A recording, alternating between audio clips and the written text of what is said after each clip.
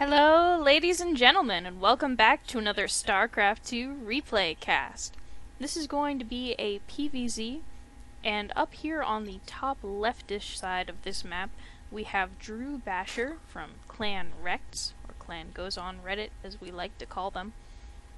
And down here at the bottom right-ish side of this map is going to be ZookaMan. Now, it is important to note that this is Way Station. This is a map that actually has 4 possible spawn points, although your opponent will always spawn across from you. I expect a pylon to go down from Zooka pretty soon. You'll note that he went all the way up to 150 minerals before he went to plant his pylon on 9, which is a little bit of a delay. You definitely need to keep account of these large spaces that are on some of these maps, because workers are really slow. But that's fine, that's not such a big deal. In any case, we do have the way station spawn that is much longer distance-wise, so this is going to help prevent any of those really fast rushes, although with Zerg, let's face it, nothing is certain. We do have this pylon placed here so that we can get buildings up and help sort of wall ourselves in case that is the scenario that we're facing. DrewBasher does have a drone scouting as well as this nice overlord, which is good. More scouting is almost always better. And he has another overlord over here to get vision of the front. Probe coming in for Zooka. He's going to spot this pool pretty quickly. And we do see this gateway going up. Just as a note for anyone who's kind of new, if you put your gateway so that the gap is between the gateway and this edge, it's actually really easy to rally your zealot there. He's probably going to block this off with another pylon and a cyber core in a moment, and that's completely fine, especially since this is going to be, I believe, a 14 pool. But if he rallies his zealot over to this side, it's going to have to run all the way over here, and if you're facing something like an 8 pool, it'll be just a little bit faster if you rally it sort of directly right next to the gateway itself. We do have double gas going for Zooka, 2 in each. And it looks like we have a queen coming up as well as Zerglings, so there's probably going to be a little bit of aggression out of this Zerg. Well, there's only 4 thus far, so nothing too bad. We also don't see any gas yet, so no speedlings, which is great. And first blood, which is unfortunate because you hate to see a probe die, but at the same time, the little Zerglings do get a kill, which is good for them. Yay, Zerglings. And Zooka sees this coming. He knows that there are 4 Zerglings on the field now. Do have this expansion coming up for DrewBasher, which is good. It's going to give him a lot more larvae, a lot more things to work with. And we have Warp Gate on the way. You do see how this zealot has to run all the way over here, but that's fine. Hopefully this guy is on the hold position. There we go. I believe they are now, probably. Because that's going to keep them from running down the ramp and letting the Zerglings run right by. And probably should send one over. Yeah, and that's going to be easily repelled. Not a big deal at all. This Overlord's going to see pretty much all of the base, which is alright. Probably better to get a sentry. There it is! Yeah, better to get a sentry to help sort of create little artificial walls as you're setting up your expansion here. And here's the Roach Warren. This is what Zerg does. This is actually a really great technique if you're a Zerg and you're playing Protoss, because you can get some really great Roach timings around the 2 or 3 base mark. As Protoss is expanding, they're very vulnerable. Oh, run, little Overlord! It's not gonna... He's... Oh, that was close. It really sucks to lose one of your Overlords this early on. Definitely need to watch out for those. In any case, it's very easy to get some good Roach timings with these first and second expos that Protoss has. They're pretty vulnerable when they first get set up. I do want to comment that I like this Overlord positioning. I like having one here, ideally having one here at some point to see air units. One here in the middle, some off to the side to see anything coming in from this edge. It's very good. I like it. Definitely want your overlord scattered about like sprinkles on a cupcake, or something more manly than that for a war game. Got an extra queen for creep spread, which is great, and it looks like he's finally starting to drone up this base. But in the meantime, slowlings headed out across the map, and even slower roaches following on behind. Now right now we have these gateways going up largely as defense, but oh, there's a third also as defense. Does have a few units here. Might have to cancel one of these. Might, but oh, the roaches. Now see, this is a problem. This is that roach timing that I was talking about, in that Zooka does have some units to deal with this bit, but soon there will be more roaches. There will be more units. You saw that he did lose a gateway, which is too bad. Didn't get the money back from that cancel. And, oh good. I was gonna say, Zooka's actually pretty broke, and he's going to continue to be until this is really sort of up and running. Right now, if we look at the Structures tab, we can see that he has 4 warp gates and a robo that he's gotta sort of keep producing, but he also has to keep making probes. And the problem with that is that a set of 2 probes from each of your nexuses is going to be 100 minerals a pop. You definitely want to keep up on all of your pylons, and really Zooka's going to be so broke the only thing he can afford to do will be to pay attention, which is exactly what he's going to need, because there are more roaches moving out across the minimap as we speak. Good thing here is that this mothership core is fully charged, so he could actually do a photon overcharge and a time warp. He could do 2 photon overcharges in a row if he wanted to, and he has these nice sentries to lay down the force fields to help cut this army apart and really deal with it. He'll probably want to go ahead and make some portals. Oh, there's the first one popping up. He'll probably feel a lot better once he has a second immortal out. But for now, this is a very sort of fragile position to be in. I think that this side is open just a little bit, which is probably fine. It's just he's going to have to watch it. See, we definitely want to see him chrono boosting probes here, but not queuing up too many. See, there's the photon overcharge, and that's going to delay these roaches for probably the duration of the overcharge, unless there are significant reinforcements. They're gonna back off a little bit. Back here we see some pretty good creep spread going for DrewBasher with the help of this queen. 2 bases are up. There's drones at both of them. He's gotten his lair going. Got his Hydralisk den with upgrades coming up, so there's gonna be looks like there's gonna be a lot more units heading out across the field. Now might actually be a good time for DrewBasher to go ahead and expand, since he has a whole bunch of money and not really much gas. And if we look at the units tab, not really too much larva. You can see the pops from those injects coming up, so those are paying off, but realistically 12 is not a whole lot, so having a 3rd hatch would be really great, or even just adding a macro hatch at this point would be nice, because he has so many minerals. We have another overcharge here.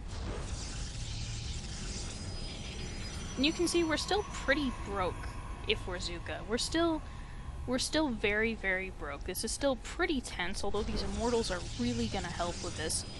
We're going to have a lot of numbers coming at us. There's going to be a lot of these extra little zerglings that he's made from his 1,000,000 minerals that he has. There's going to be some wandering around of Hydralisk. I'm going to go ahead and place these 40 down here, both to block off so that these zerglings can't just run in, which is what I mean about watching this bit here, but also so that he can get ground upgrades.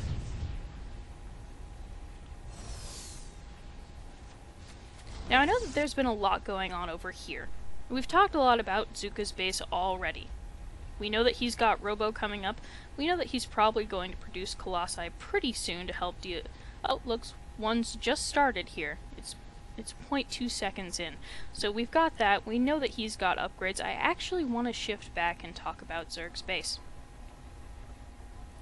you can see that he's got 2 bases up right now, which is probably 1 base short of where he really should be. He has an extra queen up to spread creep, or at least he did, though I'm not seeing it here immediately, so I'm gonna go ahead and just skip over that and pretend that he has another queen spreading creep, because last I checked he did. He's got his lair up, which is good, but I'm not seeing too much in the way of teching, and usually if you see a 2-base Zerg at this point in the game, you start to see things like Mutilus Cuirass, or just something with their tech if they're going to stay on 2 bases. We do have Hydralisk, and we have Roaches, and this pool, and all of this is spotted by Zooka's Observer. Now if you look around his bases, you'll note that he has 0 detection. None at all. Nothing. There's no Overseers, there's no Spore Crawlers, anywhere in sight. If Zooka decided to go DTs right now, that would be a very, very big problem for Drew. And I know, Overseers morph in pretty quickly, but in any case, I'm going to take us back off pause. We just want to keep these things in mind for both Drew and Zooka. We have that nice scout going out, that hallucination there with that force fields cutting this army apart. We have this first Colossus out, which is going to really help deal with Hydralisk because they're squishy, which is great.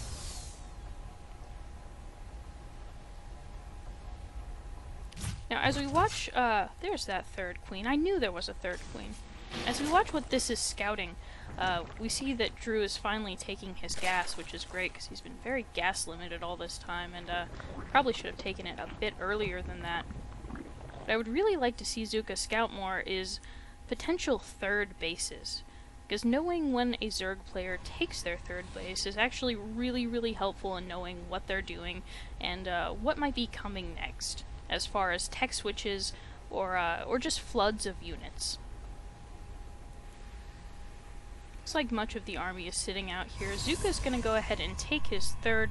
Not my favorite location to take the 3rd. I actually really like this one over here with the narrow ramp and single entrance, but it looks like that's gonna get spotted. You see that Drew is doing a very good job of scouting for a 3rd base from Zooka, and in fact finds this one. Zealot's gonna take that out. But Zooka knows that this has been scouted. Probably might want to position his unit somewhere over here, since it's very likely that that's going to get attacked, since this base is very vulnerable as it's being set up. Like I said, those 2nd and 3rd bases are really, really hard to establish, but once they're in there, they're fantastic and amazing and great. Zooka's still actually pretty broke at this point.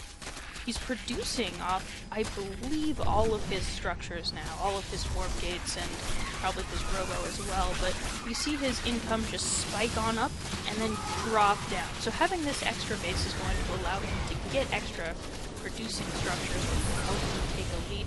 This is actually a very good competition here versus this group, especially with the force fields, to split up those units and keep that division of number versus strength from overwhelming him. Taking a look at the army and worker supply, you can see that the worker supply is actually kinda low here for Drew, and the army supply is growing and growing for Zooka. It's what happens if you don't expand. And also, if you don't drone, I think what'll happen is eventually Drew will have to take an expansion, and then he's not gonna have the number of drones that he needs. Ah, there it is. There's the 3rd. Yes! Drew taking the 3rd.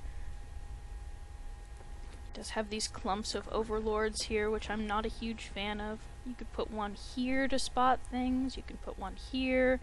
I would put a couple on each of the floating islands, since Zooka knows that Drew doesn't have air from having that very nice uncontested view of his main, that he can just take one of those island bases with a warp prism and not have to deal with all this nonsense here. But this is fine. At this point, there's a number of colossi. There's several immortals that are still here from that first little bit of aggression. He's got charge lots. This is actually becoming a very foreboding force here. It looks like Drew's answer to that is going to be Infestation Pit, which again is something that Zooka can see. I actually would like to look at the ZookaCam, but in this base, it might be good to move this observer around in here. I see a lot of people build Spire right here, way in the back, which is just a bit out of vision. And really the only thing that would scare me if I had this, this nice composition against ground is if he suddenly did an air switch. That would be really the only thing that would concern me at this point. See the transfer going down here on this hatchery? Lots of upgrades happening for Zooka. Another colossi being added to the mix. This base is going to get cannons again, which is nice, and he's going to go ahead and probably add some nice probes on there, really round everything out. He is positioning his units very well right here at the top of the ramp so that he can quickly move in to stop any aggression on his third, or head back to his natural and keep things from bothering that. He's going to go ahead and take a fourth, which is very bold and very greedy. And very, very close to the Zerg army. They can actually... No, they can't quite see that pylon. They can't quite.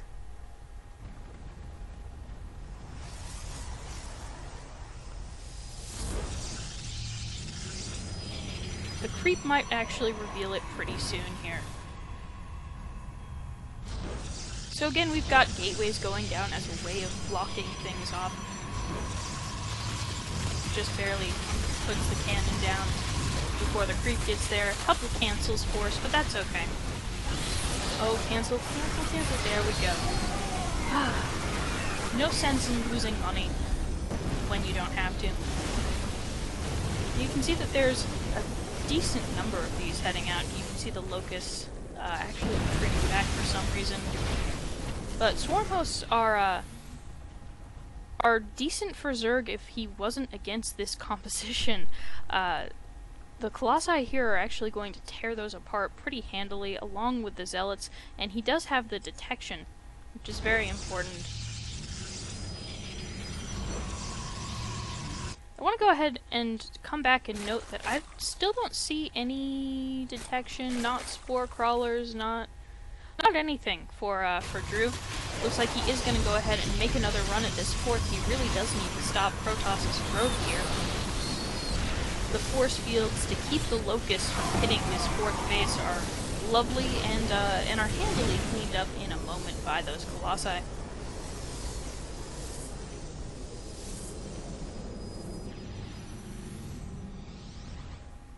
More immortals are joining the fray, just to make sure that there's some muscle and some durability to this group. Back here at home, we just have a lot of swarm hosts, and more being added on. A few upgrades being researched, a couple lings being made, but if you look, you can see that now Zerg is growing. And the problem really is that if you look at the army supply, and I know there's stuff going on here, but it's just going to be a couple force fields. This group is going to be very hard pressed to beat Zooka's composition at this point. The army supply is swelling for Zooka and just dropping and dropping for Drew. The worker supply is almost double, and that's because of that delay on that hatchery.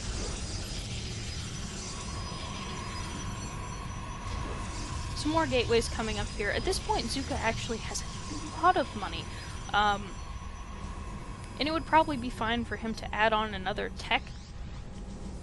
I see that he has Templar archives at this point and is making High Templar.